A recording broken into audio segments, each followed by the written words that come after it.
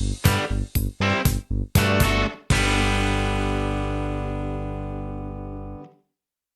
guest today is a commercial leader and strategic advisor who has spent his career helping businesses clarify strategy, align teams, and accelerate growth, which is, well, who doesn't want accelerated growth, right? He's been working with leadership teams across lots of different sectors, and he's focusing on the decisions that determine whether a company's strategy actually translate into revenue performance. A very warm welcome to Leadership That Sells. This is the podcast about the real conditions where leadership and sales actually work and where they quietly sometimes just break down. I talk to founders, chief execs, sales leaders, and operators who've all had to make the decisions when the effort was high, the pressure was real, and however, the usual playbooks that you carried with you don't fit anymore. I'm trying not to trade slogans or just pull out five-step frameworks, although they're useful. What we're trying to look for here is to surface patterns, what consistently creates momentum, what gets in the way, what experienced leaders eventually learn to stop doing less is more, right? If you are one of those people who's responsible for results and not just ideas, you are absolutely in the right place. And I'm delighted to say, Crispin Thompson, thank you very much indeed for joining me today. Very, very happy to be here. Let's have a great conversation. I'm certain of it. I'm certain of it. Looking back across your career, were there some moments where the whole leadership gig just got really difficult, where the strategy sounded really good in theory, but it was actually just too hard to execute in reality? It's a plan. It's theory sounds great until it hits practice. Everybody's got a plan until Yeah, they get punched in the face, that sort of thing. yeah, exactly. We all have a good battle plan until we're on the field of battle, right? That's it. That's how these things work sometimes. And interesting. I've been the recipient of these amazing strategies and been told to kind of go ye forth and execute. And about a third of my career was truly in strategy roles. So I've also been the person trying to think up these ideas. And a few things have occurred to me over the horizon of my career. One of which is that we should we should be really loath to throw things away because there are plenty of strategies and ideas that maybe don't work today, and I'll talk about a little bit maybe why they don't, but they might be good for tomorrow. And conversely, right, things that work today may not work tomorrow too. That there's conditions that need to be like business conditions and alignment and funding and all of these other things that can come across. But when as someone who kind of sat astride those things of being a little bit of the person who was meant to help think and shape and drive ideas, but also kind of turn them into action. I think of a lot of times when there would be some problem, some big urgency thing that had risen to the C-suite or the CEO, and it's this is the urgent thing we have to fix now. And what was always interesting about some of those was that they were often not new. They were kind of like conditions that we all understood, and unfortunately, sometimes it was conditions that not only we understood but we had accepted. This is the way things are, and we cannot we cannot solve. We I had an opportunity a bunch of years ago to take over a big organization that had a very, very large mandate and what I later understood to be a very hyper complex kind of set of conditions and operations and things to run. But I was told at the very beginning, two things had to be true. I had to turn it around, and the organization was kind of grossly overspent. So I had to reshape it from a cost perspective and turn it around.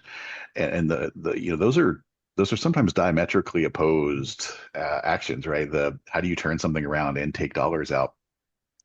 And this piece of go fix it right now wasn't unattractive to me, right? Because this was something to kind of go and do, but the kind of take away the the dollars, which meant people, and kind of restructure around, put me in an interesting position because I was coming into an organization that was large and established, and I was a little bit of an unknown quantity. There was maybe 300 people in the organization, and maybe four of which I had worked with in my career prior to that. So I was not well known, and I think prior to that point, a lot of what I had been known for across the organization was this sort of reshaping of workforce stuff, right? So maybe not the most positive reputation kind of following sometimes about what I was doing in certain organizations. And so we had this really strong top-down mandate. You've got to fix this. These we've been red in metrics for too long, and we sort of kind of I knew the first thing I had to do was take the cost out, and I made the decision, even though it wasn't required of me, to take it all out immediately because I felt like if I was doing little pieces over time, that pain would just be felt for so long. And my initial kind of tactic here was identify the costs that could come out, take them out as quickly as we possibly could, feel that pain immediately, and then let the team, the kind of new direct staff to me, understand that this is our opportunity now, reshape as you want within within guidelines so that we can begin to execute. And then we had this piece around one of the most, let's say, externally facing aspects of what we did was we were kind of paying a segment of our constituents, and we hadn't paid on time in a really long time. And I had seen, or we're starting to see presentations inside my own organization that said this couldn't be done. So I talk about this like these things we accept is true. And the answer was we cannot be green in these metrics. It cannot be done. There's too many moving parts. There's too many whatevers. And back to how do we translate we have to do something into execution. I knew that I had some runway because it had been read for so long. Then I was the new person. I had some runway before I would be seen as failing in this endeavor, but it wasn't going to be forever. This wasn't a forever thing. And so rather than try to say, oh no, we're going to make it green, we're going to, force it through or whatever, just knowing we didn't have a lot of room for investment, I sat down and I said, what can we do? What's the thing we can do that we can do consistently? Show me what that is, whether that's red or green or yellow or whatever, but show me what we can do consistently. And then I said, if we had to be to green and we knew that we couldn't solve it, let's say technologically, there going to be no new system that could come in and save us, what would it take? And I think that was a very freeing kind of question as a leader to come in and say, well, just tell me what you would need. If we knew that the system could only do so much, what would you need? And they started saying things, oh, well, we'd need more people. And I said, well, hang on, let's with what we have, what would we need? And a lot of it came down to we needed more consistency on input, so cleaner data, which is the bane of all of us these days, and everything we do, no matter whether we're in technology or not. But also, it really boiled down to rigor, and that was really interesting to me because for an organization that had struggled to achieve for so long, to be able to come in and say, what we really need to do is just get down, do kind of bare knuckle activities and really get down and knuckle into the work and do exhausting many times a day reviews and then daily reviews and then twice a week reviews kind of thing. But put this rigor in place of you're going to do this much, we're going to inspect this much, we're going to see what worked and what didn't, and we're going to kind of keep this immediate cycle of improvement. And it didn't happen overnight, but it did by the third quarter, we were back into green in almost everywhere. And then after that quarter, we sustained it for 12 quarters or something, right? So, and it all started with just tell me what it would take to make this right. And how do we focus in on this in a way? And so it was interesting because obviously my predecessors in that organization, however many there had been given the same mandate, do this right, and had failed. And I can't say why they'd failed, what other distractions had been, but the conditions were right in my time to say, show me what it would take to do this as good as we can, and what does good look like, and let's achieve that. And then how do you get to the next step? And what was kind of interesting as I was doing reviews upwards after that was when it became a success story and we wanted to kind of sell it as a success story within the company, it wasn't as attractive as a success story as I would wanted it to be, because it didn't take some technological investment. It didn't take some reshaping of business conditions. It just took get back to basics and then run the machine as well as you can.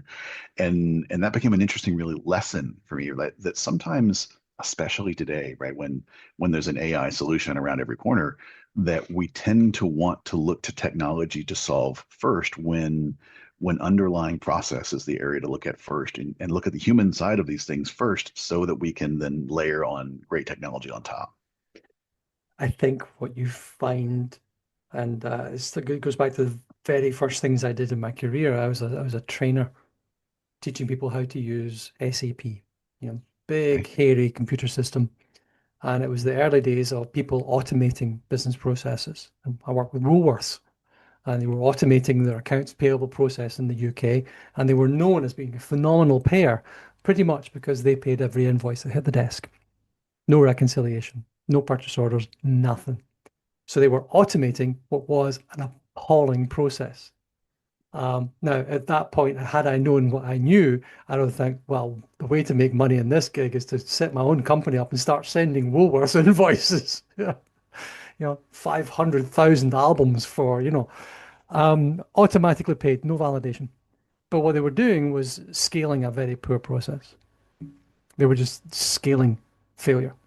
And you see this when companies go through the pain of growth and they get something and they say, right, we've got it. We're just going to multiply. We're Yeah. just going to scale this. Well, no, because the thing itself doesn't work. And now you with AI or with technology, especially with AI, you find that an A player can become an A star. A B player can kind of become like an A minus. But a C player with these tools becomes an F minus because their shitty process, frankly, is multiplied and leveraged by thousandfold, Yeah. not You just do bad clean. stuff faster. That's it. You do bad stuff faster and more of it. Yeah, that's it. When Yeah. If we don't focus on process, and especially today, if we don't understand the data and yeah, the cleanliness of it, it's a recipe for future disaster. And the future may not be 10 years, it may be 10 weeks, if you're lucky, I'm if you're waiting to lucky. see what companies are forced into failure by some of these tools, by the misuse of some of the tools. And I don't mean misuse in any sort of cyber security or abuse way. I think it's just using them incorrectly because previously I think you could catch somebody who was just doing things badly. I don't mean wrong or incorrectly, I just mean badly, poorly Mhm. executing something. Whereas now, all of a sudden, you've got an agentic system that is going to take my crappy process, multiply it by 100,000, and hit send. And that's ouch. Yeah.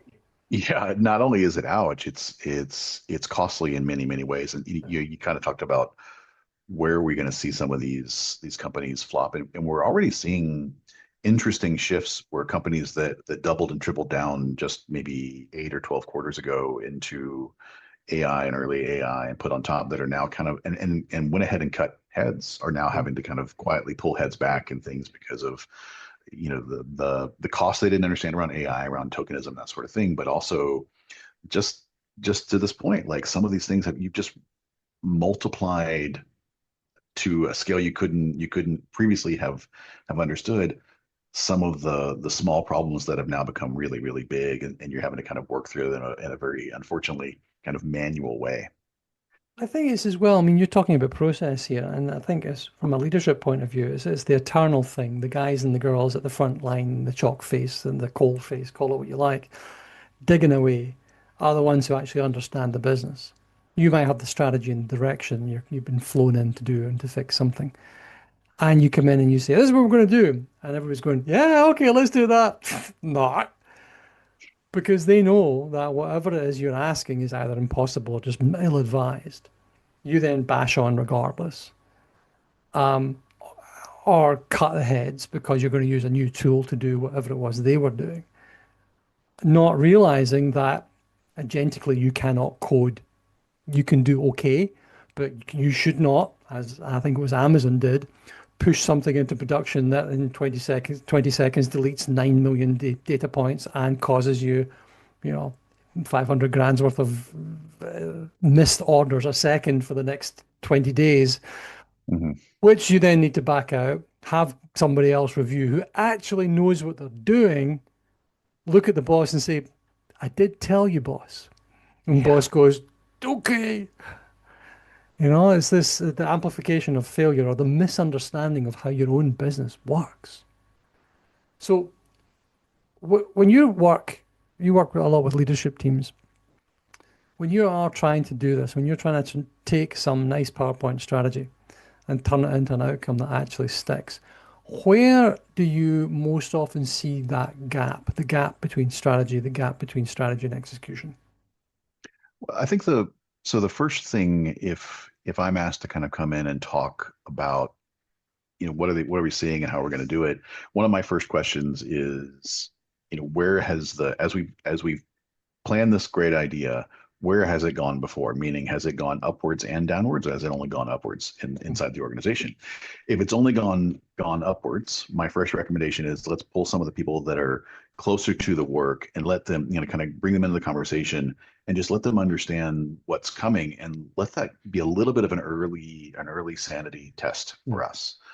Not that it changes maybe necessarily what we're going to do or what we have to do or what the decision was, but it begins to highlight maybe where are we going to have potential challenges, even if it's something like just around change management, like how much are we going to have to push rope in this particular Mhm. scenario versus do we get good pull from the constituency. The other side of this is like one thing I always want to ask is what does winning look like or what does good look like on the other side of this? And because a lot of times you'll come in, they'll be in this amazing, Bain or McKinsey or Accenture driven idea from the beginning, and it's all about PowerPoint. yeah, here's what's going to be done. I'm like, yeah, but when that's done, what happens? And I think it's a really powerful question because it's sometimes not as well understood or it's understood differently by different Mhm. members of the business, that's being affected.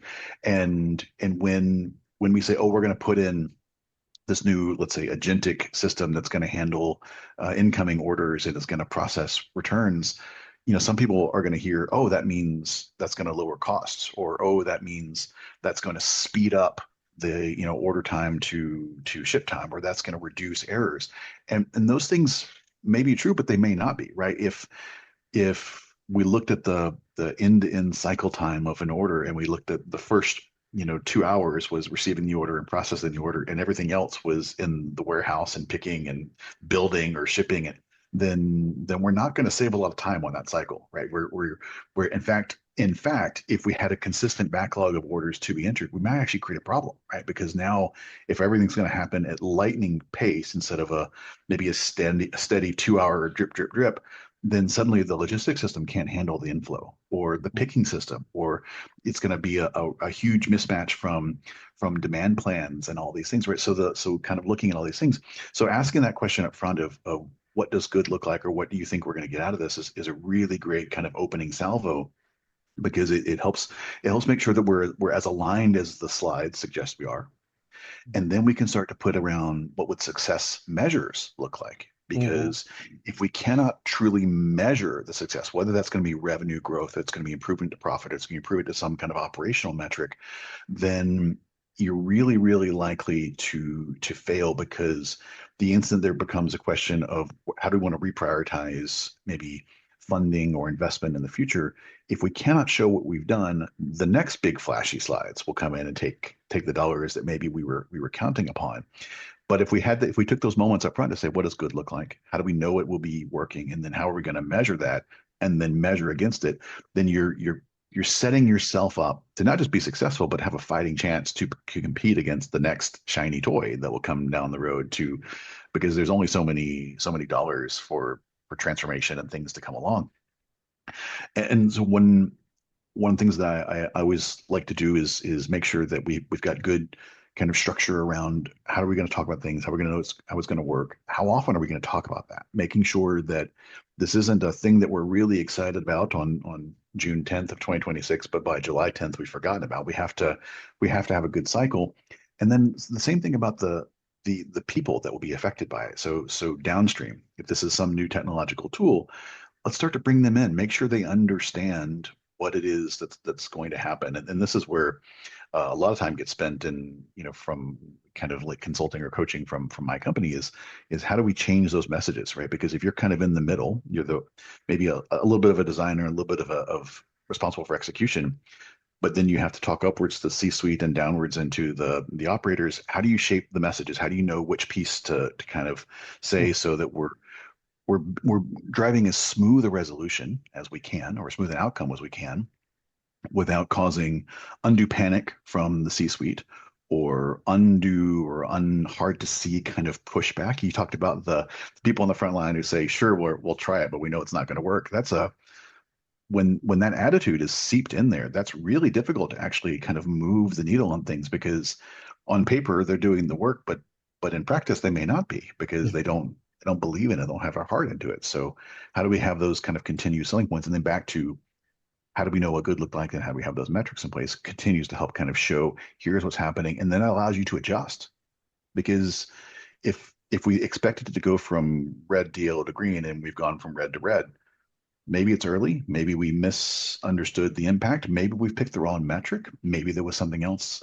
But it without a place to start and measure, you're kind of setting yourself up for not a lot of success down the road. So if you are then one of those poor sods who's actually responsible for delivering that number, you're wherever you are in the organization, are there some specific signals that would tell you that the commercial engine in particular of a business is starting to drift off course? Yeah, I think the if you're not embedded with the kind of business owners that are related to your outcomes, that's tough, right? Because if you don't already hear what is it that they care about and how do they look at their own business? So regardless of what your responsibilities are, regardless of what the transformation said it's going to do, if you don't understand how they look at their own business, you'll have an early potentially early disconnect that would be maybe hard to detect, but will become, bigger over time. And, the back to kind of understanding what is the outcome we're trying to drive to? What does good look like? I think again, having those things in Mm. place allows you to anchor back. But I think a lot about there was a big deal that I was a part of back in my Hewlett Packard days, where we were given a mandate by the CEO of you're going to go and fix this. This is something that we know we're hemorrhaging business because of this one thing we need to fix, and and we had a heavy effort and we began to fix it. And we began to see turnaround, and then the world shifted on us because it was, hey, that's great, but what is it doing to grow revenue? And growing revenue is great, but that was never part of our mandate. Mm. But now it had been shoveled under our umbrella in a way that it was this was an extra portion that we had to eat. We had never asked for it, and but you're going to eat it. And of course, it also made it kind of attractive to us too, because now it's more. It was an more interesting story to Mhm. sell, and so we then had to kind of watch these things. And when you're talking about a big multinational corporation, that big multinationals really kind of run as country subsidiaries, and so you have the corporate side of it, which is where I sat, but the work is happening in the UK and France and Mexico and Japan and these places. So how do you create those connections? Because that became really, really a potential flare up for us, was understanding as we were trying to drive change X into country Y, if we weren't watching the kind of the commercial engine side, if we weren't watching the revenue and the margin and attach rates and these things in a very robust way, then it would immediately become at least perceived as or communicated as this doesn't work. And so we had to play offense, not defense, right? We could not wait for perceived to be negative news to come to us. We had to make sure we were really, really ahead of it. So it was a lot of words to say that when you have to keep your finger on the pulse, and the has to be around solid understanding of the business, understanding if it is there seasonality at play, is there new market shifts, is there new product lines, because especially when you're trying to drive change, when you're trying to drive effective change that the company has seen as this is necessary, if it wasn't a full buy-in from all stakeholders in all places, then every little blip will be seen as you caused this. And so you have to immerse yourself in, and that's why I say you have to stay connected with the people of the business and how do they view it themselves. You immerse yourself in these things so that you can speak ahead of time and say, oh no, that's we knew already this is a we have a natural dip from June going into July. It's seasonality due to summer buying, or we have a natural spike from June to July because it's like US public sector stuff that spikes in the summer and ahead of the new school year kind of thing. And so, but allowing yourself to speak the language of the business owners, it Mhm. allows you to be more connected to understand, did this positive or negative thing that's happening in the kind of the revenue side of the business really, can it be attributed to you? Because it's if it's successful, by all means, bang the drums. And if it's not, don't be afraid of it. Make sure you can help explain it. And if it is like if something you've done, then you've got to find a way to own that and kind of keep that notion of here's where we're going. We have we're all the use like a hockey expression, like we need to skate to where the puck is going to be, right? And we've got to get there together if we all want to succeed and score. So you're talking about speaking the language of the business owners there, of the revenue Mhm. responsibles. What would you say? I mean, I don't know if you've seen this. What sort of leadership behaviors are the ones that undermine this strategy most? So the there's a few things I think when we pick your term, but we a lot of times you'll have this sort of like fiefdoms or tribalism that exists in really really big companies, and we let you let kind of entrenched senior leaders feel like, yes, obviously we're all gonna be successful as a company, but this is my space. And I think when we allow people to kind of speak in I, not we terms, especially when you're kind of driving bigger transformation, that's a red flag to me, right? Mm. It's a red flag that we may have concerns about kind of quiet pushback or change management type issues that we're going to have to kind of potentially mitigate against. But the other side could be true too. Like if we have a I own my space, we do it's I me. Then if there is early success, we also may have to in their area, we also may have to kind of worry about them kind of taking on the like it's all about them, right? So rather than this is a shared success or shared risk, they say, oh no, we did this because of me or me and my team. And that's great, but this ego thing then kind of has a negative halo over everyone else too, right? Because now they feel like their work wasn't recognized. It's not truly about them. And so this kind of hyper fixated on their own space thing is a great way for potential failure to occur, because I want us to have pride and ownership, but we also have to play on the same team, and we need to understand roles. So ways to kind of mitigate that, I think, is for sure early and often communication with your kind of core stakeholders, making sure that everyone is kind of seeing what's going on.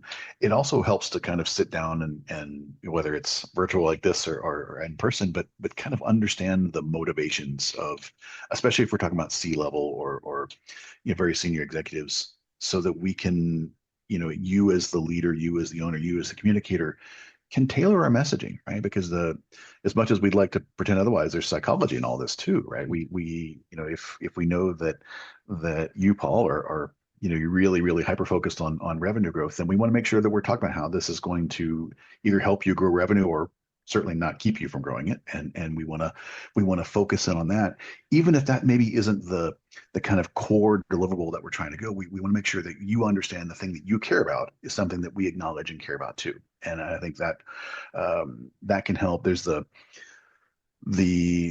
shiny toy syndrome is the one that has probably plagued me the most Mm. around in kind of delivering things where we get great buy-in, everyone is sold, there's no questions about what great looks like, we have aligned on the metrics, and then 2 months in, somebody else has a great new idea, or they heard some cool thing on a podcast, right? And they want to go and do that. And how do we how do we try to protect ourselves from, we just want the new thing, or keeping our senior executives or senior stakeholders from just wanting to chase that new thing? that's a huge, it's a huge waste of investment, right? Because you might end up starting things and never finishing them, or half finishing them, and so you never realize the ROI. But it's also greatly demoralizing for the teams that have to actually do the work, because they will never fully believe in idea number two or number three if they saw one and two get started and stop so quickly because of Oh. whatever was brand new and flashy. Mm. I used to call it in-flight magazine syndrome. The chief I executive would love come in it. and say, I "Oh, I've love got to it. do this thing." I love it. Yeah, It's the and Sky Mall syndrome. Yeah. that's it. So the trick was, especially you're traveling British Airways, you had two. You had the BA magazine and you had the BA business magazines. You always picked up the business one, put it in your pocket, and read it in the hotel, so that you knew that if one of the flyers, oh, and we should be doing it should be we should be transversalizing our synergies. And I was, oh, okay, I I know you know where heard you're that. coming from. Uh, Crispin, if there was one message you could leave to the universe, well, if I give you the world's largest Sharpie and 1,000 billboards at every major airport, what are you going to scrawl in relatively neat handwriting so everybody could see the one thing that you think is important? I think like any good person with a Sharpie, it's not going to be one thing. It's going to be two things. So, So the first thing is, and this is an oft repeated statement from myself, but it's you almost never get what you don't ask for. And I think that's huge. It's maybe grammatically tenuous, but hugely important, because whether whether it's about career, whether it's about transformation, whether it's about just you as a leader or us in life, luck happens, and good things can happen to us. But if we are willing to state what we want, and especially if we're like involved in strategy and we need to drive, like we need to ask for it. If we need help, we need revenue, what does good look like? We need to be willing to stand on our own pedestal and say, ask the questions that need to be asked. There's very little gained in subtlety, and therefore be clear, be concise, be confident, be direct, but ask the questions that need to be asked, and be willing to acknowledge that some of the responses may not be what we mm, anticipated. So I think that one's hugely important. And then the other side of this is, and again, this is more just from a leader perspective, but know who you are and be who you are. And that may not tie in as directly to a lot of the other things that we've covered here today, but I think if you're a leader, and whether you are the architect of amazing new strategies and things that are going to drive your company upwards and to amazing heights, or whether you're the recipient of these things, if you know what you're good at, and you know where you maybe have blind spots as a leader, it will keep you from exposing yourself or your teams or your company into areas that you shouldn't go into, because you already knew where if you're strong, be strong, and if you're not, find someone to sit next to you who is strong in that area, or get better at it, right? I mean, it may be that you can train yourself into something new, but if you're not, know where your blind spots are and help fill them with others. So know who you are, be who you are. know who you are, be who you are.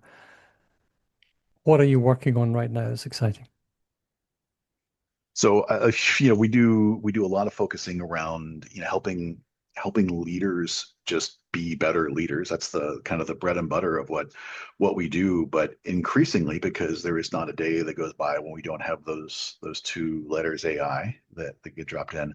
One thing that I'm finding really exciting is more companies that are coming to us and asking us to help train kind of cadres and executives on AI readiness. And I think and what's, or even just make, like what one company said, make sure my execs understand that data is the first thing. You stop them from being excited about whatever GPT or LM or new thing they saw in the BA business magazine, but make them understand the foundation that has to be fixed as these things come along. And so the if you'd asked me 2 years ago, where do I think the biggest bang for the buck can come from what we're doing here, I wouldn't have said it's kind of data and AI training, but I think it's really exciting, and I love that companies are asking us, because it means that they themselves understand the importance of kind of spreading the message, and they're starting to realize that shiny toy is not always the answer. We need,